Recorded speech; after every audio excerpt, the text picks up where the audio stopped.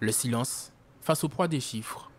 35 800 000, c'est le nombre d'esclaves recensés dans le monde.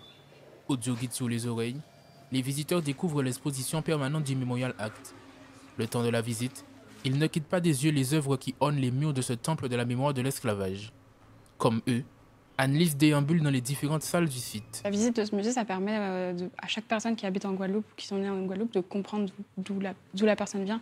Parce que même moi qui ai de couleur, c'est important de savoir d'où est-ce que l'on vient et les racines et comment on a été amené à devenir citoyen français. L'esclavage a été aboli en Guadeloupe en 1848, qu'on soit touriste ou local. La plongée plus de 175 ans en arrière est empreinte de gravité. Chaînes et cales de bateaux rappellent la réalité du commerce triangulaire et ne laissent pas indifférent. Très important pour les Guadeloupéens et tous les Noirs en général de savoir ce qui s'est passé, la traite négrière, comment on a fait de l'argent sur leur dos jusqu'à maintenant. Et pour avancer, c'est très important. J'ai vu que ça parlait en tout cas de toute la partie esclavagisme et de le monde entier depuis le début, depuis dès que ça a commencé. Et ça retrace pas que l'histoire au niveau de la Guadeloupe, mais vraiment sur toute la partie Caraïbes, Antilles et même à l'échelle du monde entier. Clara Palmiste est enseignante-chercheuse en histoire. Elle restitue régulièrement ses travaux sur la femme, l'histoire ou encore l'esclavage. Le Memorial Act est pour elle une mine de ressources. C'est un des lieux de transmission de ces connaissances. Pour les jeunes, c'est important qu'ils connaissent cette histoire-là, surtout parce que depuis 2001, la loi Taubira, qui justement, c'est une loi qui reconnaît l'esclavage et les traite comme un crime contre l'humanité, prévoit un enseignement de cette histoire. Une histoire qu'il faut préserver et transmettre, une des missions du Memorial Act, qui a été construit sur le site de l'usine d'Arboussier, une des plus grandes usines sucrières des Petites Antilles, qui concentrait en son sein beaucoup de luttes sociales ou encore raciales.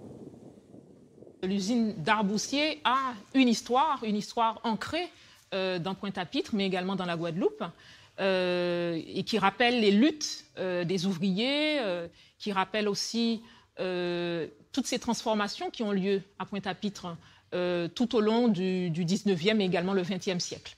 Donc symboliquement, c'est important que le MACT soit à Pointe-à-Pitre.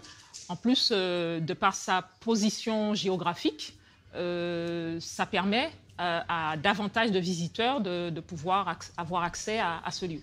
Inauguré en 2015 après 2 ans de travaux, la structure prend la forme de racines d'argent enveloppant une boîte noire. Le Memorial Act accueille chaque année environ 60 000 visiteurs. Fabienne, guadeloupéenne, visite pour la première fois le Memorial Act. Elle est venue à la recherche d'informations sur l'histoire de sa famille. Sur cette borne interactive, des milliers de noms sont recensés. Elle espère retrouver le nom de sa grand-mère, descendante d'esclaves. C'est de la famille qui, eux, ils sont venus et ils l'ont retrouvé. Donc moi, j'aurais aimé faire la même démarche et voir effectivement ce qu'il y a dessus, ce qu'on peut retrouver sur l'origine. Puisque je dirais que ma famille paternelle, elle est quand même assez ancienne. Hein. Si je vous dis qu'en 96, ma grand-mère avait 107 ans. Donc son mari avait plus de 20 ans. Donc vous imaginez un peu, elle est née en 1889. Donc voilà. Satisfaite, Fabienne a trouvé les informations qu'elle souhaitait et pourra inscrire une nouvelle branche à l'arbre généalogique de la famille Césaire-Gédéon. Pour elle, tout comme Anne-Lise, d'autres interrogations émergent après la visite.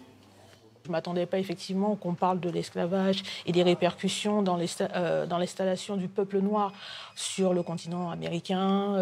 Tout ça, je ne m'attendais pas trop à voir cette partie-là. Beaucoup d'émotions quand même. On peut se rendre compte derrière de toute l'horreur que toute la traite négrière a fait subir à toutes les personnes qui l'ont vécu. Et on se rend compte en fait que la part de responsabilité qu'a la France sur toute cette partie-là de l'histoire de la Guadeloupe et même en fait sur toutes les colonies qu'elle a colonisées en fait dans les siècles précédents. Et du coup, ça nous amène à réfléchir en fait sur notre monde actuel, sur comment on peut améliorer les choses, etc. En quête de solutions, pour améliorer nos sociétés d'aujourd'hui, ici, on a choisi de ne pas se cantonner à la science. Au Memorial Act, les artistes sont aussi questionnés.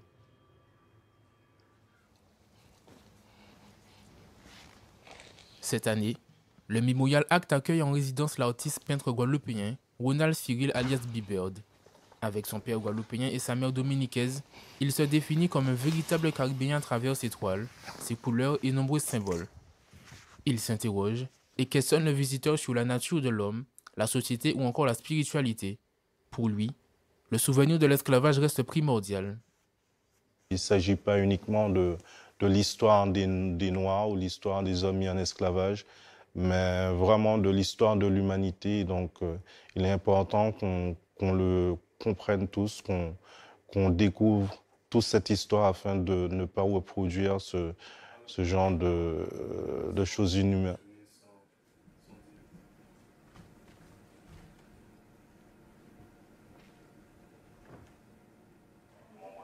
Dans ces toiles, pas de chaîne ni d'entrave, c'est en homme libre que ces personnages semblent voguer vers de nouveaux horizons. Il ne s'agit pas non plus d'être dans une intention de procès, de faire la guerre à quiconque. Et donc à partir de là, je ne suis pas dans une revendication, mais plutôt dans une affirmation de qui je suis, de ma culture, de mes origines. Ma préoccupation première n'est pas de peindre l'homme mis en esclavage. C'est vrai qu'on peut établir des liens, mais l'homme noir n'a pas toujours été un esclave. Esclave ou homme libre, Ronald Cyril puise dans le souvenir de ses ancêtres, l'énergie qu'il exprime dans son art. Unique édifice totalement dédié à la traite négrière dans les Outre-mer, le Memorial Act a choisi de mettre en lumière l'histoire de l'esclavage et de ceux et celles qui se sont battus pour leur liberté.